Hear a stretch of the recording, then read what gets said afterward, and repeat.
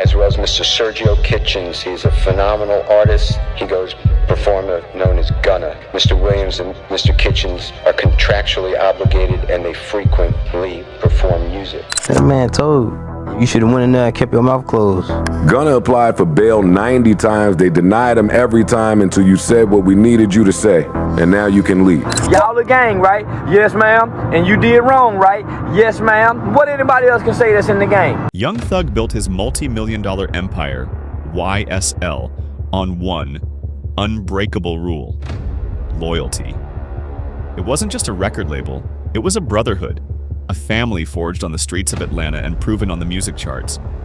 But when the entire empire was threatened with life in prison, the man who preached loyalty above all else faced an impossible choice.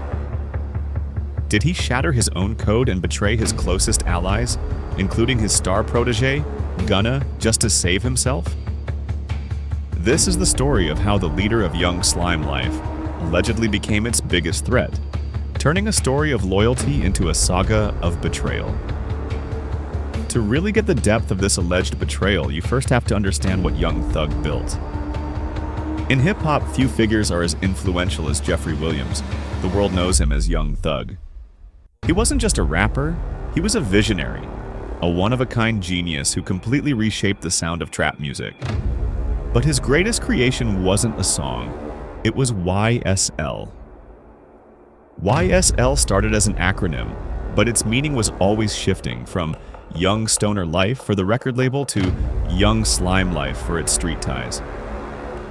For Thug and the dozens of young men he brought into his circle, it was all one and the same, a collective bound by a code of unwavering loyalty. This wasn't just branding, it was a promise. The image they showed the world was a tight-knit family with Young Thug as the undisputed patriarch. He pulled artists from the rough neighborhoods of Atlanta and gave them a shot. Thug was known for his wild generosity, showering his crew with cash, cars, and jewelry. More importantly, he gave them his cosign, a priceless asset in the cutthroat music business. And nobody benefited more from this than Sergio Kitchens, a young rapper who would become known to the world as Gunna. Gunna was more than just another artist on YSL. He was Thug's chosen one, his most successful protege. Their chemistry was electric, in and out of the studio. They called each other twin, a term that meant they were closer than friends, closer than brothers. Thug invested everything into Gunna, not just money, but his time. In an emotional interview, Thug would later confess, "I gave him more time than my kids."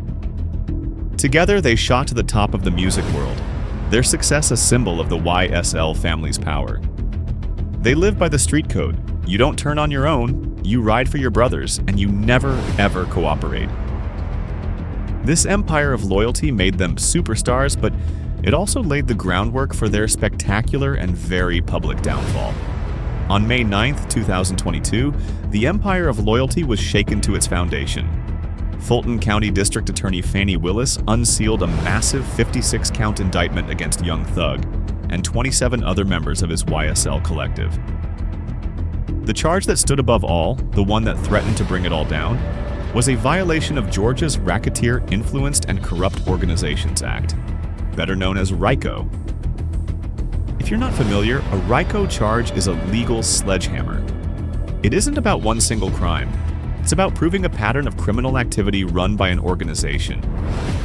Prosecutors use it to dismantle groups they see as criminal enterprises, from the mafia to street gangs. In this case, the prosecution's argument was simple. YSL wasn't just a record label called Young Stoner Life. It was a violent criminal street gang known as Young Slime Life, and Young Thug was its founder and leader. The indictment listed a series of overt acts allegedly committed to push this criminal enterprise forward. These acts ranged from things as seemingly small as social media posts and hand signs to violent crimes like armed robbery and murder. The prosecution was weaponizing YSL's own art, their lyrics and music videos, as evidence against them, painting a picture of a decade-long conspiracy. The news hit the hip-hop community like an earthquake. Young Thug, Gunna, and 26 others were arrested. The very foundation of YSL, built on the idea of an unbreakable brotherhood, was now being put to the ultimate test.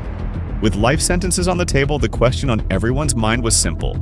Would the code of silence hold, or would the family turn on itself to survive? The world was about to find out, and the first crack in the wall would come from the person young Thug had invested in the most. For 7 months, the members of YSL sat in a Fulton County jail, their futures hanging in the balance. Then, in December 2022, the first domino fell. Gunna was coming home. But his freedom came with a price that would destroy his reputation in the eyes of many. Gunna had taken a plea deal. Specifically, he took what's called an Alford plea. It's a tricky legal move where you don't actually admit you're guilty, but you do acknowledge that prosecutors have enough evidence to probably convict you at trial. It's a way to cut your losses and dodge a much longer sentence. Gunna was sentenced to 5 years, with 1 year converted to time served, and the rest suspended, letting him walk free on conditions like community service. But it wasn't just the plea that set the internet on fire. It was the courtroom footage. In a video that's now infamous, a prosecutor lays out the terms of the deal. She asks Gunna a series of questions he has to agree to. YSL is a music label and a gang, and you have personal knowledge that members or associates of YSL have committed crimes in furtherance of the gang. Standing before the judge, Gunna answered with 2 words that would haunt him. Yes, ma'am.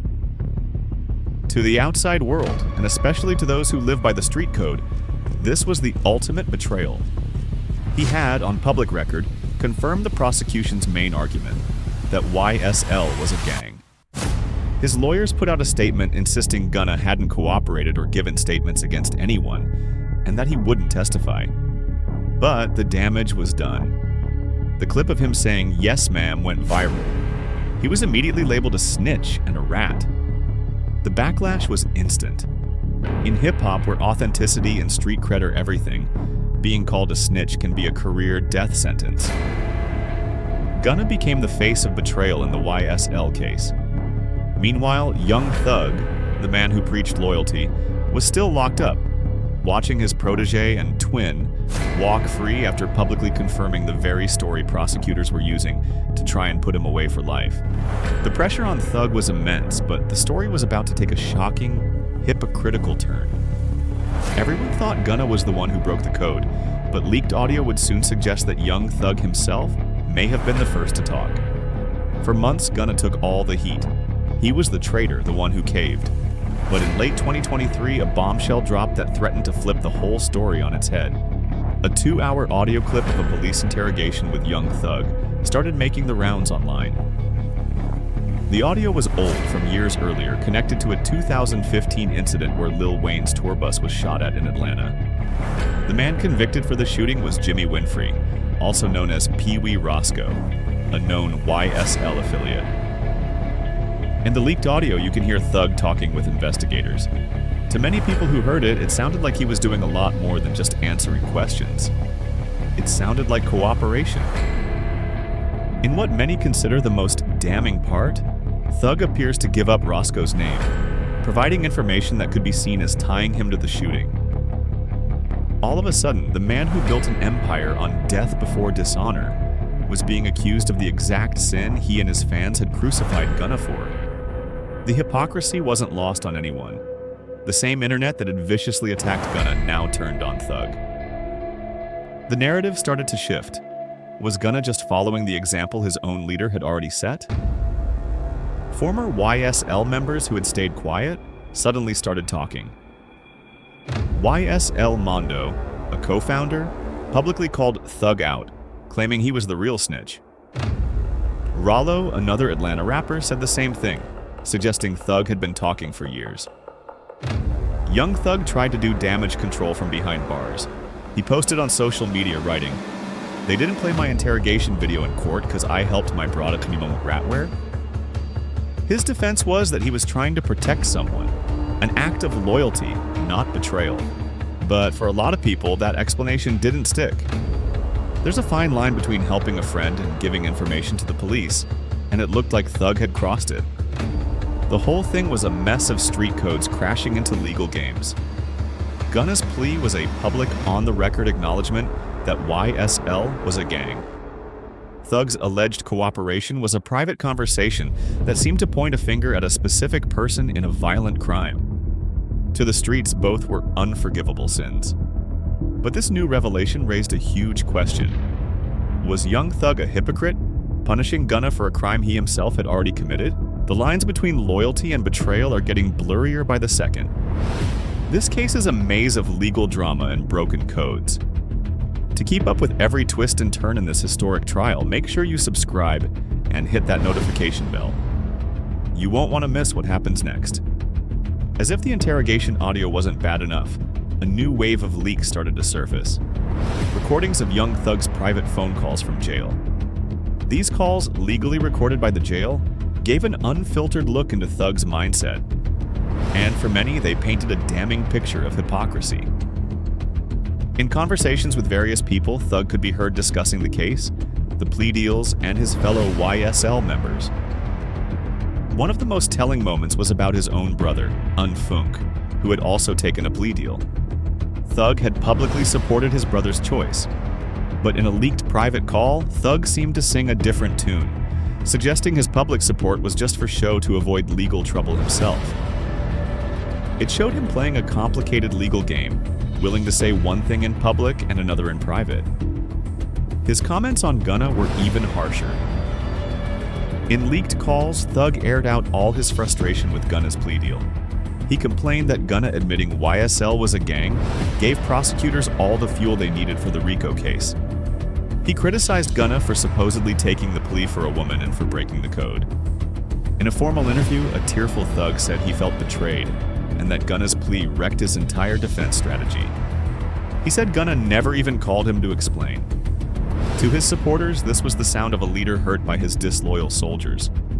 But to his critics, it was hypocrisy at its finest.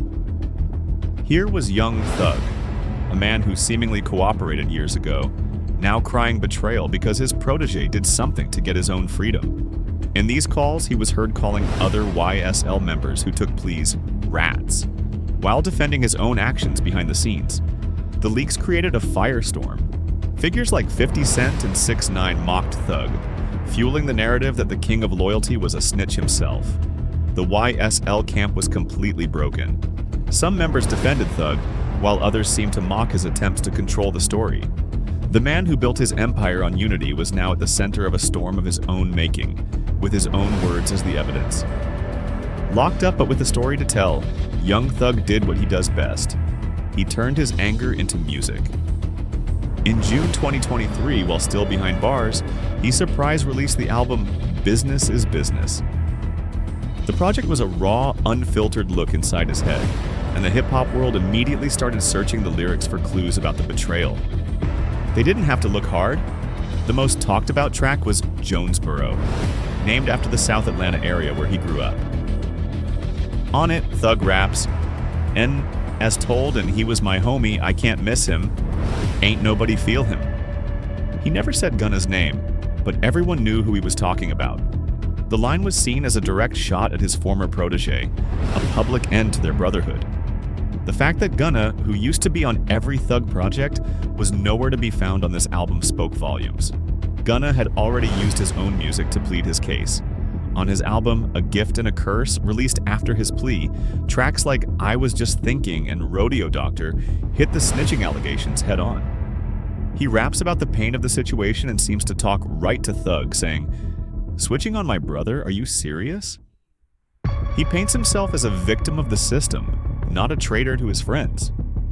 This lyrical back and forth turned the YSL saga from a legal case into a public feud fought on streaming services. It was a modern hip-hop beef, but with life or death stakes. Young Thug was using his art to kick members out of his own family, publicly shaming them for breaking a code that he himself stood accused of breaking first. The empire of loyalty was now a battlefield, and its king was leading the charge. The YSLRICO case and the storm of betrayals that followed has left the collective in shambles. YSL, once a symbol of unity in Atlanta, is now a fractured, bitter camp, proof of how quickly an empire can fall apart under pressure. Relationships once called brotherhoods have been destroyed, lost not to tragedy, but to what Young Thug himself called betrayal. The case has forced a tough conversation in hip-hop about the street code versus the brutal reality of the legal system. For decades, the rule has been simple: you don't talk to the police. Snitching is the biggest taboo, a label that sticks with you for life. But the YSL case shows the insane pressure defendants are under. When you're staring down a RICO charge and prosecutors are threatening you with life in prison, the choice between loyalty and freedom gets complicated, personal, and sometimes impossible. Many have defended Gunna and the others who took pleas, arguing they just made the smartest legal move they could. Their lawyers swear they did nothing to hurt Young Thug's case. But in the court of public opinion, and especially in the streets, perception is everything. Seeing Gunna in a courtroom agreeing that YSL is a gang was, for many, an act that could never be forgiven, no matter the legal details of his Alford plea. At the same time, the things we've learned about Young Thug have exposed a deep hypocrisy. He built his image as the final boss of loyalty, only to be caught on tape in what many see as a cooperative conversation. His attempts to control the narrative by calling out others have been seen by some as a desperate move to point the finger somewhere else. The whole saga has become a spectacle, with people like 50 Cent using it to declare the street code dead. It all boils down to one question: what does loyalty really mean when your life is on the line? Is it a vow you can never break, or a principle that bends when you're about to snap? The story of YSL doesn't give us any easy answers. Instead, it's a dark, cautionary tale about the clash between street culture and the justice system, a place where the rules aren't clear and nobody gets out clean. The story of Young Thug and YSL was supposed to be a success story. A visionary artist builds an empire from scratch, lifts his friends out of poverty, and creates a dynasty built on loyalty. Instead, it became a tragedy of betrayal, hypocrisy, and broken bonds.